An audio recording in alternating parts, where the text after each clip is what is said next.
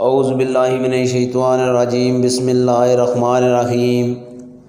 حضرت ابو ہریرہ رضی اللہ تعالیٰ عنہ نے عرض کیا، یا رسول اللہ صلی اللہ علیہ وآلہ وسلم، قیامت کے دن آپ کی شفاعت سے سب سے زیادہ سعادت کسے ملے گی؟ تو رسول اللہ صلی اللہ علیہ وآلہ وسلم نے فرمایا، اے ابو ہریرہ، مجھے یقین تھا کہ تم سے پہلے کوئی اس کے بارے میں مجھ سے دریافت نہیں کرے گا، کیونکہ میں نے حدیث کے متعلق تمہاری حرص دیکھ لی تھی۔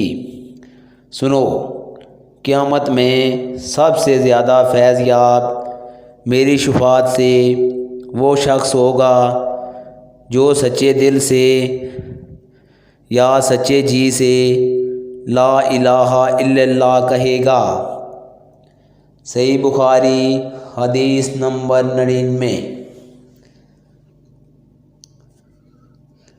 آپ صلی اللہ علیہ وآلہ وسلم فرماتے ہیں کہ اللہ علم کو اس طرح نہیں اٹھائے گا کہ اس کو بندوں سے چھین لے، بلکہ وہ پختہ کار علماء کو موت دے کر علم کو اٹھائے گا، حتیٰ کہ جب کوئی عالم باقی نہیں رہے گا تو لوگ جاہلوں کو سردار بنا لیں گے، ان سے سوالات کیے جائیں گے اور بغیر علم کے جواب دیے جائیں گے، اس لیے خود بھی گمراہ ہوں گے اور لوگوں کو بھی گمراہ کریں گے۔